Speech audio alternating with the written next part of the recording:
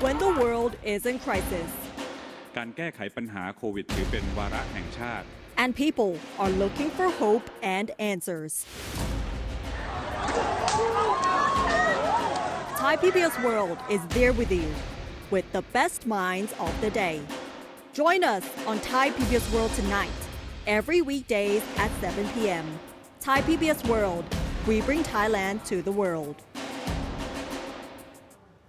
สวัสดีค่ะ Very good evening and welcome to our 7 o'clock news Thai PBS World tonight. I am Natha Gomodwadin. And good evening, I'm Thep Chaiyong.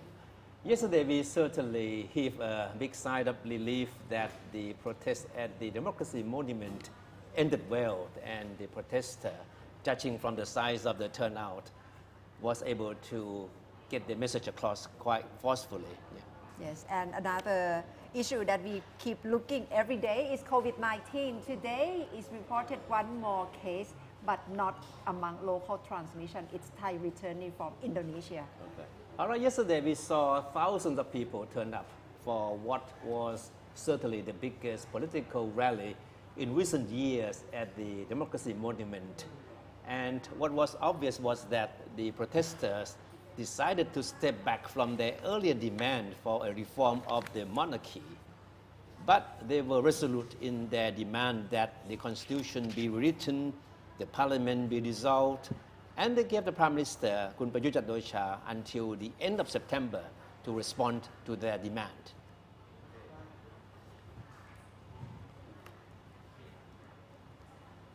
The rally was largely peaceful, despite a brief tense moment early in the day when the protesters confronted another group of opposing demonstrators.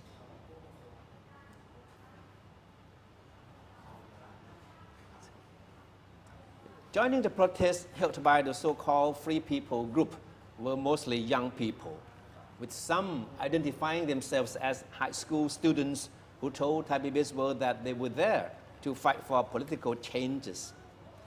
The protest leaders obviously tried to distance themselves from the stand taken by another group of protesters at the rally at Thammasat University last week, who called for a sweeping reform of the monarchy. The protest leaders reiterated the demands that they had earlier put forth to the Prayut government.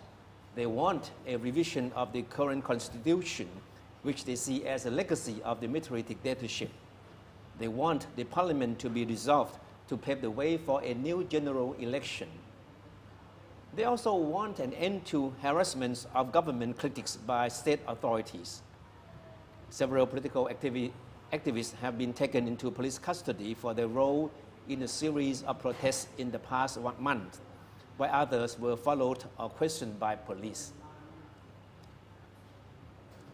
The protesters also declared that they were opposed to military coup and the national unity government. The protesters were apparently reacting to suggestions that a transitional unity government be set up to defuse the current political crisis. รัฐบาลต้องร่างรัฐธรรมนูญใหม่ The protesters said Prime Minister Prayut had until the end of September to comply with the demand or they would return to the streets with more demonstrations. The protesters, however, made no mention of the 10-point demand made during the rally on the Rangsit campus of Thammasat University last Monday.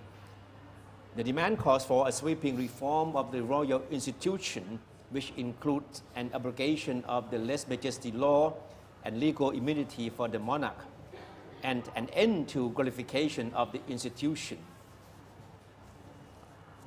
Two of the more outspoken political activists who have been openly critical of the monarchy and who took center stage at the Thammasat rally were also sidelined from yesterday's rally. Panasaya Sittijila Wattanakul and Palit Chiwarak, who is better known by his nickname Penguin, were seen walking away from the rally site after saying that they had not been scheduled to take the stage. However, toward the end of the rally, human rights lawyer Anon Nampa took to the stage to declare that the protesters' mission is to take up the legacy of those who started the revolution in 1932 to end the country's system of absolute monarchy. He also insisted that on the need for reform of the monarchy. He said it's the protesters' dream to have the monarchy under the constitution. Anon, who was taken into police custody last week for inciting public unrest and is currently free on bail, has been a staunch critic of the monarchy. But he rejected criticisms that he was trying to undermine royal institution. Our dream is to see the royal institution exist side by side with the Thai society under the constitution, he said. The rally ended shortly before midnight without any untoward incident. Many protesters started arriving as early as 9 in the morning, and the areas around the Democracy Monument were quickly filled with people under a watchful eye of hundreds of policemen. Many of the protesters openly identified themselves as members of the so-called Red Shirt movement, a political group set up to support former Prime Minister Thaksin Shinawatra, and which was responsible for the political violence in 2010. Several opposition MPs who also attended the rally said they were there to offer their moral support to the students. Now, when asked to comment on the rally, Prime Minister Prayut Chan-o-cha questioned whether there were politicians behind it. He also said students should be aware of the effect of their rallies on the society and whether they would plunge the country into a vicious circle.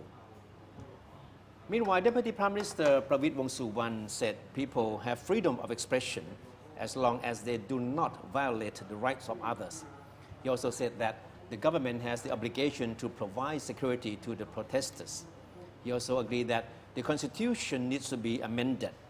He said his Palang Pracharat party is in the process of proposing changes to the constitution. Meanwhile, Watlongdet Kitvikrom, a veteran politician and a staunch royalist, is launching a new group to oppose what he described as forces bent on undermining the monarchy. Calling itself Thai Pakdi Group or Thai Loyalists, it will be unveiled at a press conference to be held at the hotel off Sathorn Road on Wednesday. He said in a Facebook video clip that the group will take a lead in protecting the country's 3 most important institutions, the nation, the region, and monarchy. And Kunatha, this morning there was a phenomenon at many schools across the country. You know, after the morning standing to attention for the national anthem, many students at this school did a 3 fingers salute as a gesture to support the protesting students in Bangkok and some other cities. And this was a gesture borrowed from the popular Hunger Games films and books. It has in fact become a symbol of protest against the military junta, which seized power in 2014. So pictures like this went viral on the social media today, Gunatha. So that means that the students' protest seem to be gaining a lot of ground, even among high school students. Yes, so that's being called youth movement in Thailand. And Kun Thepchai, why yesterday we see how protesters take up on the street to make their presence felt. Today there is a move by opposition camps, and they move ahead with their campaign to have the constitution amended.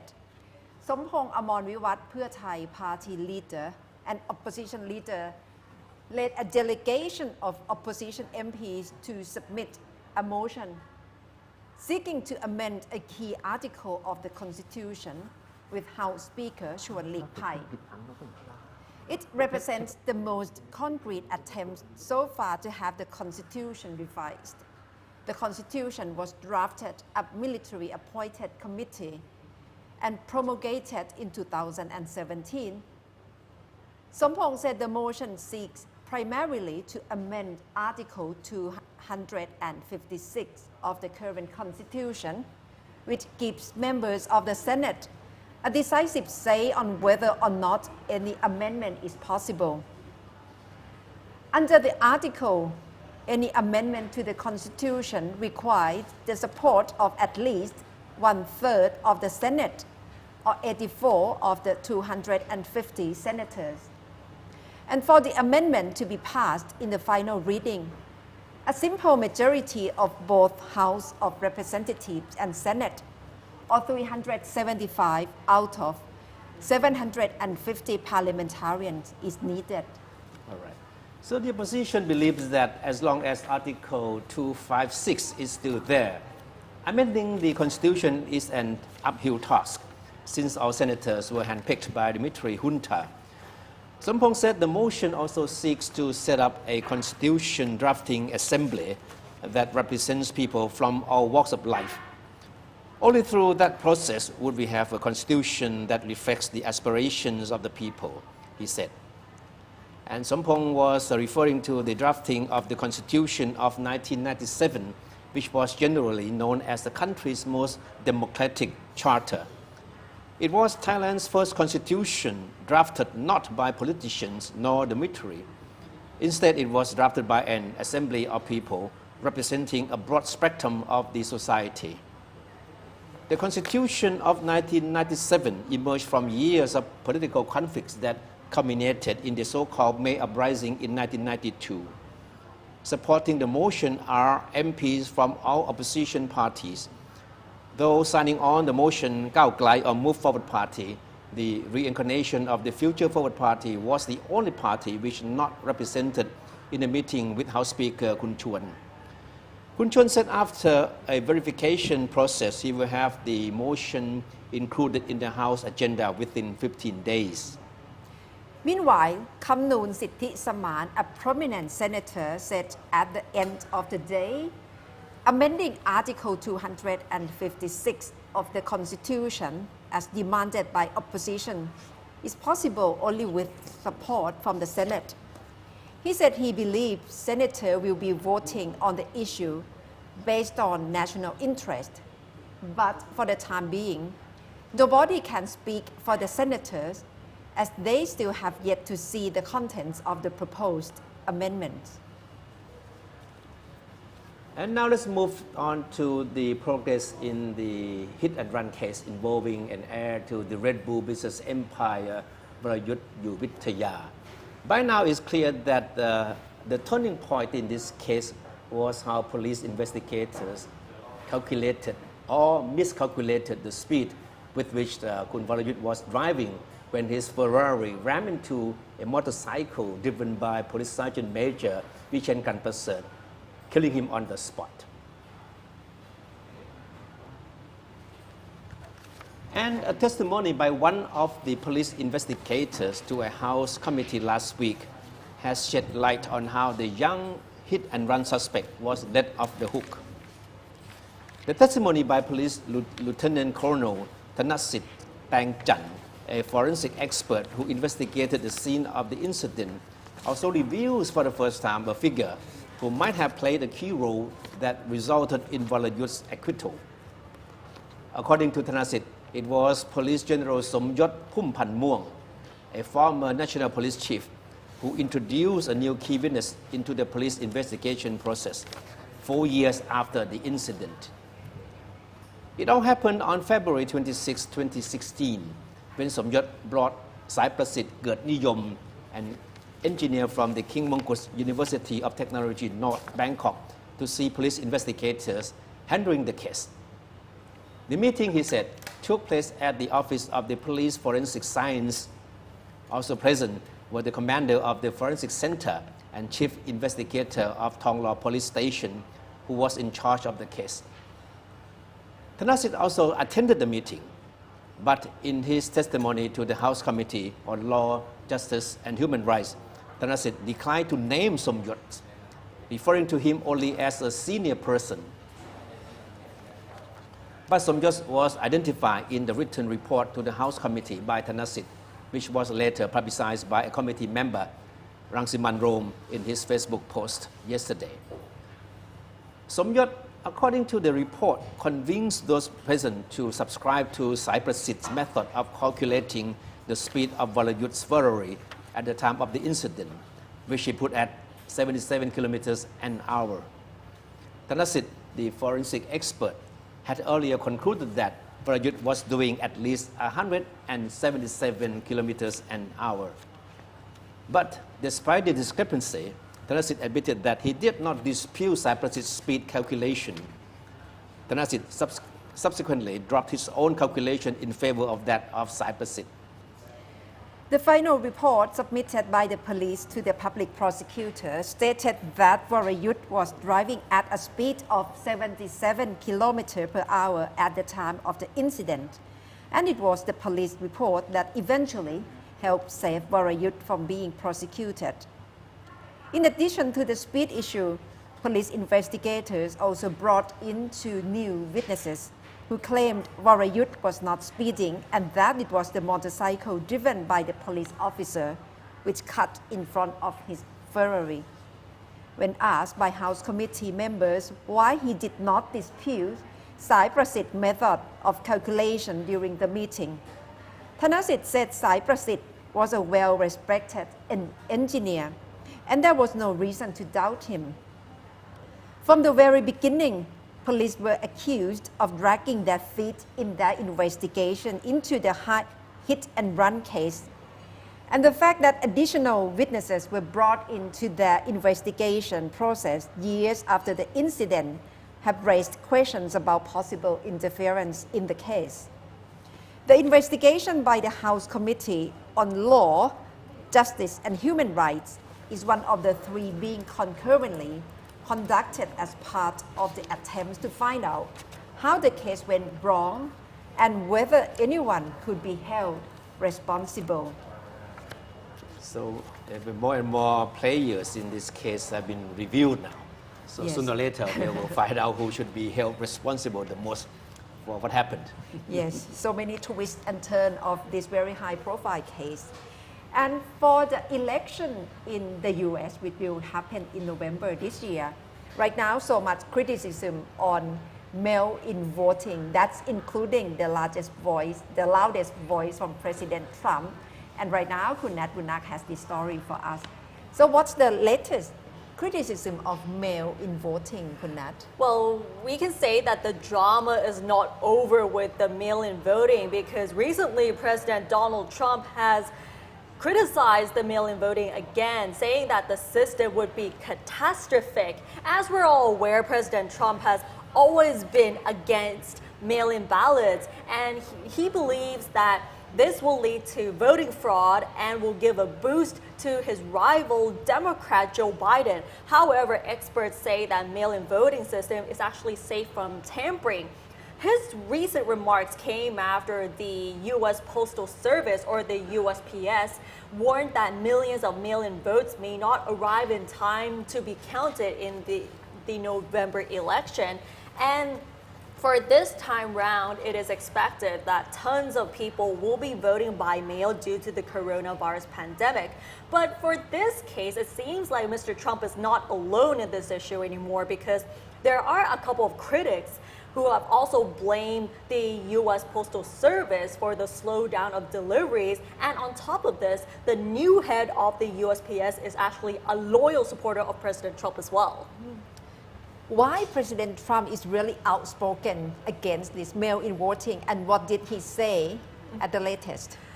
He strongly believes that the mail-in voting is actually going to help the Democrats. So the recent remarks, he actually said that universal mail-in voting will be catastrophic and it's going to make the US a laughing stock of the world. And he also said that the results of the election might not be known for months or for years because he thinks that the ballots will be lost and they're going to be gone. So if they're gone, so we will not know who actually won the elections here. And apart from the delay of the mail-in ballots, of the votes, he also blamed the Democrats for failing to reach a deal on the USPS funding, as currently the USPS is experiencing very deep financial issues, and currently it carries about 160 billion US dollars in debt. I think what Trump sees as being disadvantageous to him, he would be against. There's no question about it. Yeah, but this draws so much reaction from many stakeholders. So Definitely. what's reaction from MPs in the US? The Democrats, of course, are completely against what President Trump said because all the Democrats have been saying that Mr. Trump is actually attacking mail-in voting and the USPS to undermine the US elections. And with the recent movement here, Nancy Pelosi, who is the House Speaker, will call on the House Representatives to vote on a bill to protect the USPS as well. She also stated in a letter released just Saturday, accusing President Trump of a campaign to sabotage the election and that the American democracy is under threat because of the president. Besides Nancy Pelosi, Trump's rival Joe Biden has tweeted saying that voting by mail is actually safe and secure. And besides Joe Biden, there's one person who has always been against President Trump is Taylor Swift. She actually said, request a ballot early and vote early. So that will hopefully solve the issue of the delay in the counting here. That's very outspoken of a singer. Definitely, she has always been against President Trump. And if we all remember, she has been known for her outspoken remarks back during the VMAs. I'm not sure if it's the VMAs or not with the midterm elections. She actually went on stage and encouraged people to vote, hopefully to get a new president in the future.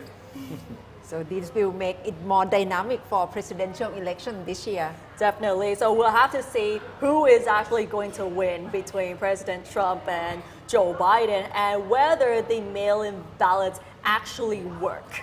Yeah. Okay, and what about other stories, Kunat? And just so you know, these are the stories we've also been following today. Thailand recorded one new case of COVID-19 today, who's a returnee from Indonesia and now under state quarantine. The total number of infections in the country is now 3,378, with no new recoveries nor fatalities. Thailand's economy shrank by 12.2% in the second quarter year-on-year. It is the most severe contraction since the Asian financial crisis in 1998. The National Economic and Social Development Council also revealed that the country's GDP for this year is forecast to shrink around 7.5%, which is much lower than the previous forecast. The Thai government plans to introduce more stimulus measures later this month, as the economy contracted sharply in the previous quarter due to the pandemic. The Deputy Prime Minister and Energy Minister Suphatanaphong Panmichao revealed that the new measures will help all groups hit by the crisis after meeting with the new Finance Minister and other officials. Over 8,000 jobless people, including new graduates, turned up yesterday to apply for jobs at Miracle Grand Convention Hotel in Bangkok's Laksi district. The hotel group is recruiting 300 staff members for various positions, including hotel managers, for a new convention hotel, which is set to open at the beginning of next year.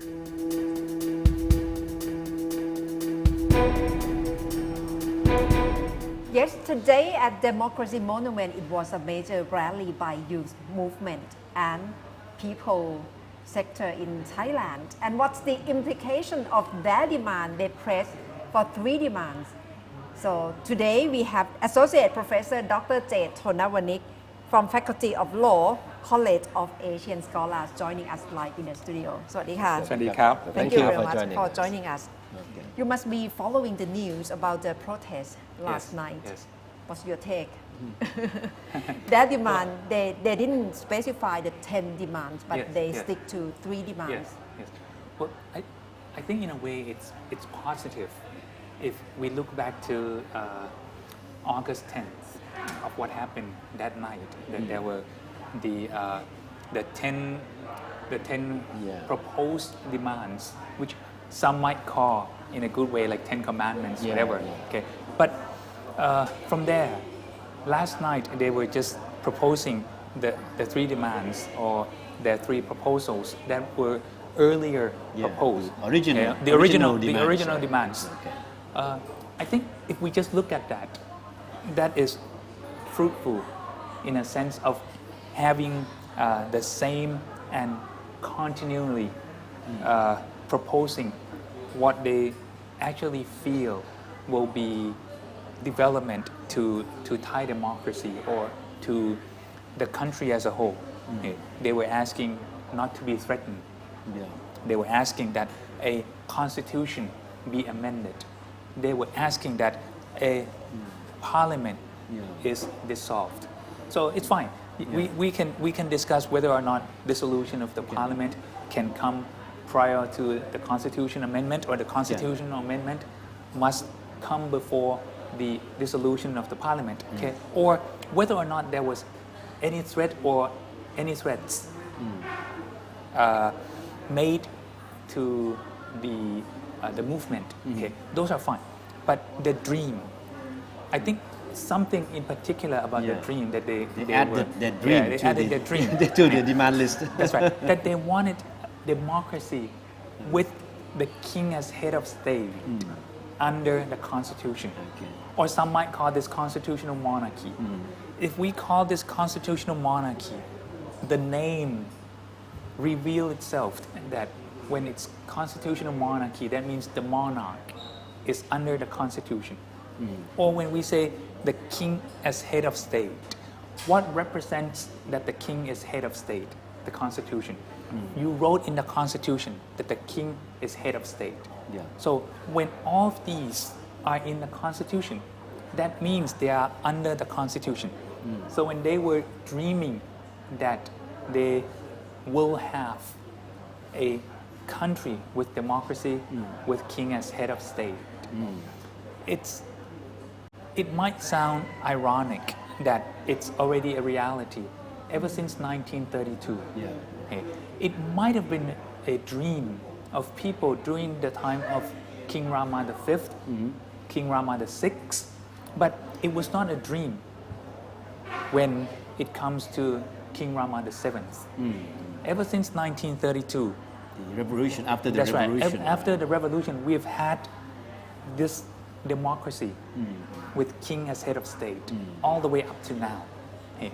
But if they are looking deep into the constitution itself or the regime that they might claim that the monarch or the institution is not actually under the constitution. Well, there was an explanation during the time of the Magna Carta. We've spoken about Magna Carta. During such time, there were some professors who explained what democracy or what the royal prerogative meant when there is a document as the Magna Carta. It was said that when talking about the king's prerogative as compared to a document as such, the king is not beneath such document, it's not under that document, but it's not above that document. King is not above law and not under the law, because the king is equal to the law, since he was the representative of the law and he was the enactment of the law. So once the king enact the law or promulgate the law, then he is equal to that law, and he himself, his majesty, will not be abided by other laws than the law that he enacted, and he will not break his own law. So leave it up to his majesty. So if we look at it ever since the Magna Carta, that means the king will obey his constitution. Therefore, when we talk about constitutional monarchy, look at this in another way. The king is not under the constitution, but equal to the constitution, not above the constitution, not under the constitution, and he will not break the constitution. So whatever may be the theory or the principle. Yeah. So if we want to read between the lines, how would you interpret the meaning of the message from the rally last night, as far as the issue is concerned? With this dream, I mean, if it's read in a negative way, it is a way in which a hidden agenda of the 10 proposals and the 10 demands that night of August 10th were hidden inside of this dream. Talking about a dream that a king or the king is under the Constitution. As compared to those 10 demands, you will see what were the proposals about king under the Constitution. But this is in a negative way. Okay? Look at this in a positive way.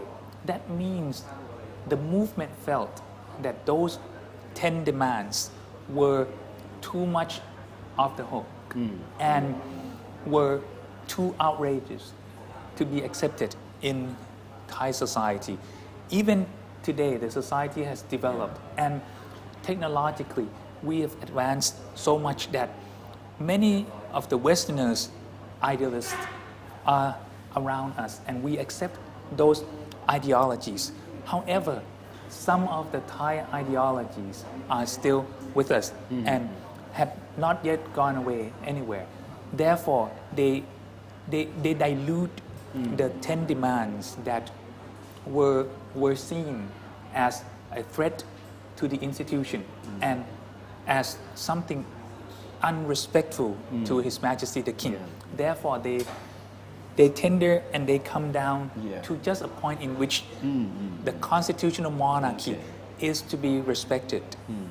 But it doesn't mean that they will step away altogether from this particular point. No, I don't think so. And I think if nothing goes wrong with this proposal, then they will stick to this. And you see, the three original demands plus this dream and the other two prohibitions that they say no coup, no national unity, government.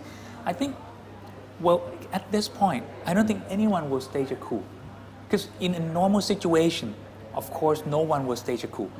In an extraordinary situation, okay, in such extraordinary situation, a coup will be staged if the government and the military cannot join hands in hands to talk way out. Then that will be a time in which a coup is staged. Or that has always been a time in which all the coups in this country were staged. But this time, General Prayut, General Prawit, General Anupong, these are all former chiefs of the army. And this government is, or can be said as semi or partial military government. So if you have a semi-governmental military government, why would you want a full military government? Which is worse. You have more legitimacy, a That's right. semblance of legitimacy. Right now, you sort of having a legitimate military government. Why do you want an illegitimate military government? So I don't see that these two prohibitions will have any reasonable propose. But this must raise concern on the opposition voices or opponent voices of the youth movement. Like today, we see how Kun Warong Nettipikom has also set up a new group, Thai Pakdi group, and he will announce his statement on Wednesday. So what's the context that the Thai society is getting into? Does it mean that the discussion of constitutional monarchy is unavoidable right now? We have to go into that direction. Well, as I said, I think ever since 1932, want it or not, at that time, but at this time, we already had, and we have had, and we still have constitutional monarchy. Calling constitutional monarchy, maybe people, some people dislike this, because constitutional monarchy still means that it's monarchical. It's not democracy. Okay? So many people like to call this democracy with king as head of state. But whatever it is, that means you have an institute called a monarch or the monarchy as the sovereign of the country. And this sovereign, symbolic or physical, in terms of being head of state, is here to be the head of state. It's the number one in this state. Then this institution is written about in the Constitution. And so therefore, this is a context in which the Constitution is housing issues, provisions about the king. Okay? Whatever you want to call this, we have this system. And this system is with us today. So I don't really know what are the details that they really want when they were proposing. However, I feel that it will come time and again, little by little, that what is meant by having king as head of state under the constitution means. Maybe this is going to be coupled with what Ajahn Piyabut was lecturing about what it means to have democracy with king as head of state. You know, touching on this issue, it used to be a big taboo, big no, right? But now it looks like this debate on the monarchy has been opened up the way that we did not expect before. Yes. So, but yes. do you think from this point on there will be more open debate on this issue? I think there will. And I think we cannot refrain from having such debate. And I think the argument about having different types of head of state will also be raised. What is it to have a parliamentary system? What is it to have a presidential system? How good, how bad, the benefit, the downside of having president as compared to kings, and an institution in which a country has always had for a long time. Is that historical or is that the present? I think all these will be raised, will be put on table, and will be spoken of, will be talked about. And it's inevitable that in a society that is open, especially through all these social media, all these technology, brings the world together and let people see more and more of what other countries are talking, of what countries are about, and what does it mean to have a nation that is united by all the people in the same system that the people can all feel that they are bound to. So I think we will have to talk about this. However, respectfully. Yes, right. Am I right to say that it's not the message which is a problem, it's the way the message was delivered that is a problem, right? As far as this issue is concerned. Yes. As far as the uproar over this thing is concerned. Yes, that's right. I mean, even the 10 demands, if it's put in a way in which the proposals about constitutional amendment were proposed. Let's say, for example, if they want some amendment to Chapter 1 of the Constitution, the general provisions, or Chapter 2, the king. If they want relation of the king and the people in which is explained under the Constitution, fine. Or if they want the meaning or explanation or even interpretation of the royal prerogative. What is the royal prerogative? If they want to write the royal prerogative down, and how do we protect His Majesty as head of state? This is very important. Let's say if you look at the military, every country protect its head of state strictly by the military. You look at the U.S. And any other country that people feel are the free and open democracy, they protect the head of state with military. So are we not to protect His Majesty the King with the military? And every head of state will need to have someone, some organization, some office to work for him or her. So does it mean that His Majesty the King will not have any office to work for him any longer? He has to have an office that work for him. So if look at this and you want to write this under the Constitution, then talk about it. I think in an open society like today, everything is I think it's talkable, and everything is to be discussed on the table. So far, have you studied role model of the monarchy in transition? Like what models that Thailand can be looking at in terms of the role of the head of the state and the monarchy? Yeah, I think if we think that there's something to be reformed about democracy, having king as head of state, we can look to the United Kingdom, England in particular. We can look at Denmark. We can look at many countries in the West. And if we look around the world, we will see that in Europe, that's where kings and queens and princes are head of state the most around this world. Okay? In Asia, if we want to look and compare the emperor of Japan, then look at what all of these countries are doing with their democracy, having king as head of state. I think one common that all these countries have is parliamentary system. All these countries with king, queen, or prince as the sovereign or head of state, they all have parliamentary system. So what does it mean to have a parliamentary system?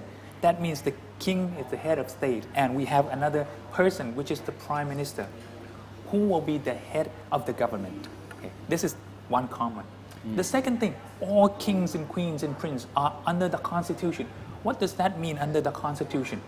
Open up the constitution of those countries and we will see what's written about the kings and queens and the prince, the sovereign. Okay. Third, what's the royal prerogative?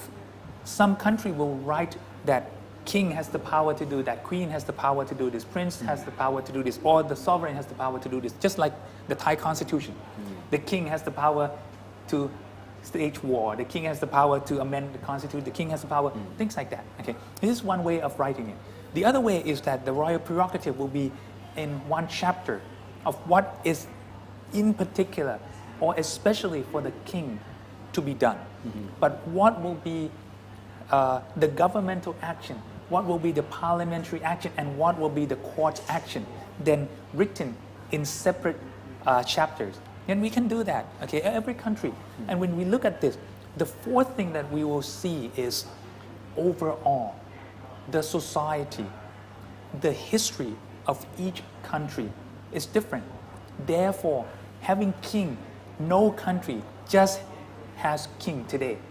They all had kings, queens, or prince ever since hundreds, thousands of years ago. This is to all countries. So historically, it must be studied of what it meant to have the king those days and what it means to have the king or the institution as the monarchy today. Then we will find out. Okay? However, in the end, it's still Thailand. It's still Thai society, and it's still the history of this country. Yeah, we have okay, that counts. own history and culture. That's right. We have our own history. Consider, yeah. The Japanese have their own history. The English, the British have their own history, and everybody. Okay, Netherlands, okay, and Denmark. All these countries, they have their own history. All right, the protesters have given the Prime Minister until the end of September to respond to their three demands. Yes. The dissolution of the House, rewriting of the Constitution, and an end to harassments of government critics. So, yes, yes. Any suggestion for the General Prayut to how to respond to that? Well, I think that if the government is not taking on these three proposals, especially amendment to the Constitution, seriously, especially by way of having the Constitution Assembly. Okay. I think the movement, the protester will hit more and more on His Majesty the King. Because you see, they feel that there's something beyond the Prime Minister. There's something above the government. If they're hitting the Prime Minister, if they're hitting the government and there's no response, so they will be hitting far beyond that in order to gain the response. I don't think this is helpful, and I don't think this is healthy for Thai society as a whole. So the government, having said that they are open for constitution amendment, I think they should talk especially to at least 1/3 of the Senate. Let's come join hands in hands. 20% of the opposition, sure, you get 100%. And then put this together, amend the Constitution, Article 256, open ways to have the Constitution Assembly, then this will go for referendum. But the protester will have to wait. Because after this amendment, after the referendum, which might take like 2-3 months, then afterwards we will have the Constitutional Assembly. After this Constitutional Assembly, they will have to work their way out, which perhaps in order to complete and have a quite good for demand constitution draft, it might take 5-6 months. Because during the time that a constitution is drafted, it should be in line with some of the public hearings, asking people over and over. Once the people make comments, criticisms, then bring back, talk, and let the people know after you listen to them what was the response, what will be the response. Then afterwards, this will have to go for referendum. And after referendum, you can write in the provisional part of the Constitution that 30 days, 90 days after all the organic laws are enacted, then a dissolution to the parliament will come. A new election will be had. So by your own estimation, how long will the whole process take? I don't think it From will, day one. I don't think it will take less than a year. Well, in order to have a good constitution, as I said, a good for demand, maybe not like the best, but good for demand, demands of almost all the sides. Okay. It needs time, and don't rush in. See, every constitution that we rush in will have problems and had problems. A constitution like the 1997 Constitution, whether or not it's good for use in Thai society, but it's good as a constitution.